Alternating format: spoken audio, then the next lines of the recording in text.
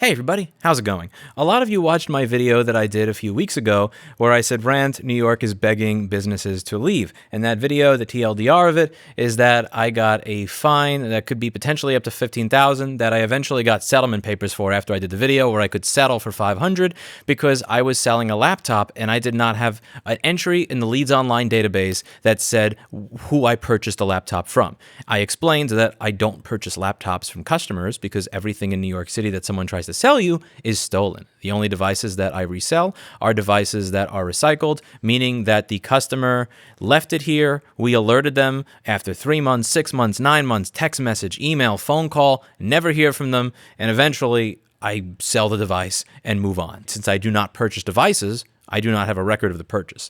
He didn't care. He had no interest in seeing any of the records of the emails that I had back and forth with any of these customers or the text messages or the phone call recordings, voicemails, no interest. He walks outside, makes a phone call, comes back in and just issues us a fine. And one video that many of you have been linking me to here is something that just came out yesterday. This video says, I got a fine for $25,000 for selling e-bikes. This gentleman has a bike shop where he sells electric bicycles. Now, he got a fine for $25,000, and he says that this happened about 5 or 6 years ago. So a lot of people are saying that due to COVID and the city losing out on money, that they're trying to milk businesses for new revenue by scamming them in any way they can. And by all means, I completely believe that the city will do that. However, it's important to understand that the city's actually been doing that for a really long period of time.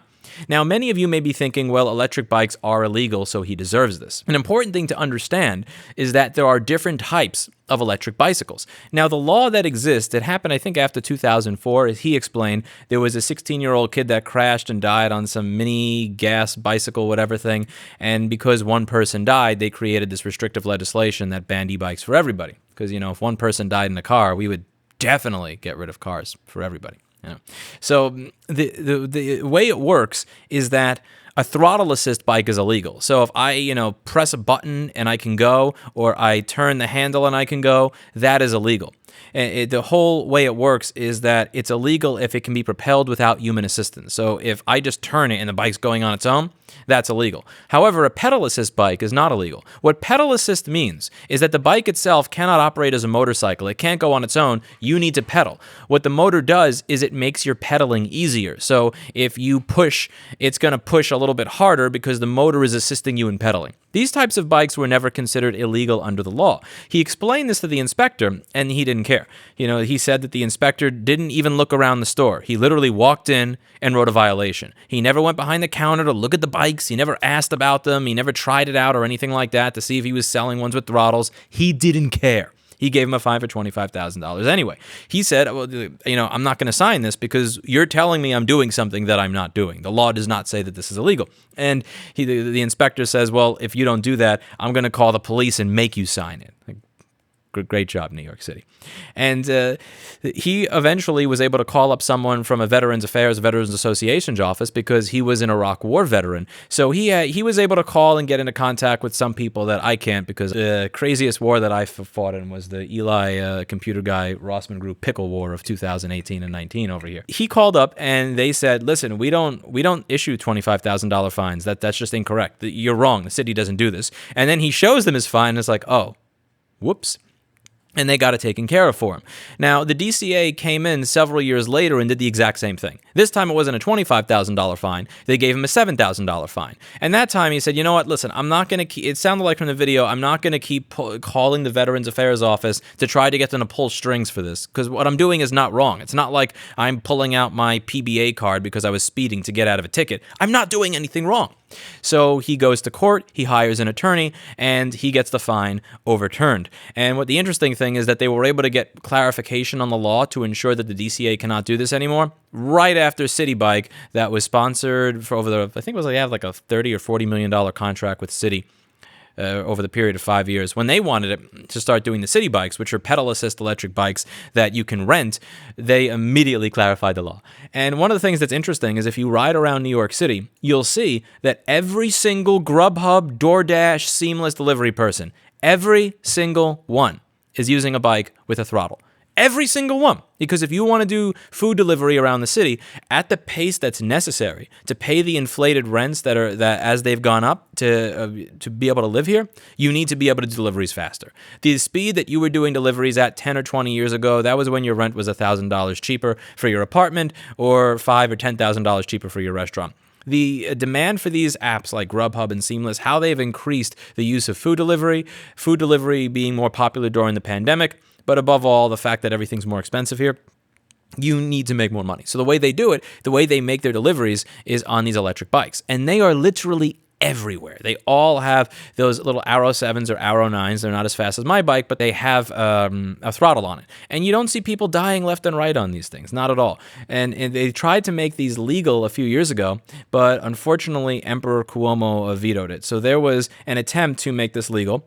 The state politicians voted 137-4 in favor of legalizing that particular type of electric bike, and Cuomo vetoed it. And to this day, it is still vetoed. I've read around, and it seems like he had some beef with one of the sponsors of the bill because they said something not so nice about him on social media, which is just, go figure. But I just thought I would share this with you. I think you should check out his channel. He seems like someone who is really passionate about what he does. He's passionate about his industry. He enjoys helping his customers. He explains how he deals with his customers in his videos, and I respect him. I think that New York City needs more businesses like this, and I think it's really sad that time and time again that they will have these thugs from the DCA walk in and just shake up businesses that don't even have complaints. Again, if somebody walked into his business and said, I thought I was buying a bike, but he attached a battery to it, and when I got on it, it went 100 miles an hour into the ocean and I almost drowned, that's one thing.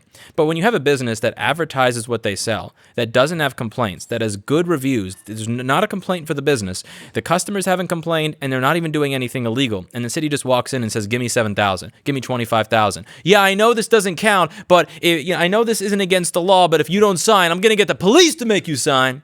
That's bullshit. That shit has to stop. It really does. And I don't think that, given the climate the city is in right now, given the fact that there have been, again, people say that I'm being ridiculous when I talk about businesses leaving. There's a blog called EV Grieve. The whole idea is we're grieving the loss of the East Village. You can see over the last 20 years, like more and more places are leaving and being replaced with vacant storefronts every day. Pre-COVID. Post-COVID, there's more and more leaving. The expense to have a business here is incredible. It is very expensive rent. It is very expensive to get set up. There needs to be something done about this so that the people that actually do open business, again, this guy decided to stay. He decided, screw this, I'm not leaving because of what you did. My customers are here. I believe in the city. I believe in electric bikes making the city better. I'm not leaving. But for every one of him, you may have someone else that just throws in the towel. He hired an attorney because his fine was $7,000. I got an offer of a settlement for $500, so it doesn't necessarily make as much sense for me to hire an attorney in my case. I reached out to two different attorneys. One attorney said, you've made it clear that you sell only one or two of these laptops a year. It's not your main business. The amount of profit you make from doing this is not as much as you would pay to hire an attorney or even pay for the license. So why are you doing this? He gave me the fatherly advice of pay your $500 settlement, don't renew your licenses with the city, and just use those parts to fix other people's computers rather than actually selling computers so you don't have to deal with any of this shit. And then I had another attorney that was more than happy to help me fight the fine. He sounded like a total used car salesman that had no interest in what I was saying, that was probably typing up an email while he was talking to me and not paying attention, who said, yeah, for $5,000 to $15,000, I'd be happy to not guarantee any results and see what I can work out with the city. So I'm most likely going to go the route of paying the $500.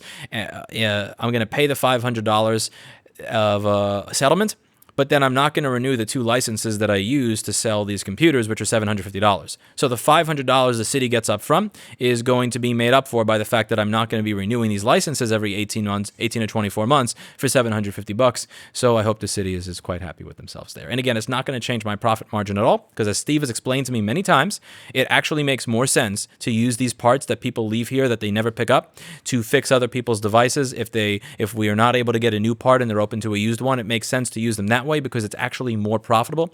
I used to argue that I wanted laptops in the window because it makes us look like a more legitimate business if we can say, we offer another service. We sell stuff as well. If someone needs a device the same day or theirs is not fixable and they want a rental or something, it was nice to be able to offer that, but I'm not able to offer it anymore. No big deal. Anyway, let me know what you think of this video. I suggest you watch it. I also suggest you check out his channel because, again, I really do like watching people that are passionate about what they do, that enjoy what they do, that see a vision in what they do. And he really does seem to have seen the vision before a lot of other people saw the vision for electric bikes and their potential to transform New York City. And he wanted to be a part of that, and I respect that, and I think it's cool. As you've seen in many of my videos, there is insane amounts of traffic. I just posted one earlier that I'll put down below. The level of insane traffic that there is in this city when you're going at places via car, horrible. If you're someone who takes the F train from Avenue U or something, you know how often that shit doesn't work. If you're someone that was taking the L train in 2009 through 2013 or so, you know how often that shit doesn't work past Lorimer or just gets stuck. It's great to have that freedom and independence of being able to ride around, to get around to places safely, faster than you would in a car or a train, to be able to have fresh air around you, to not be depressed by how decrepit and horrible our subway system looks. It's a beautiful thing. And, I applaud people like him that want to be a part of this happening and that are willing to push back against the bullies in our state and city. That's it for today. And as always, I hope you learned something. I'll see you all in the next video. Bye now.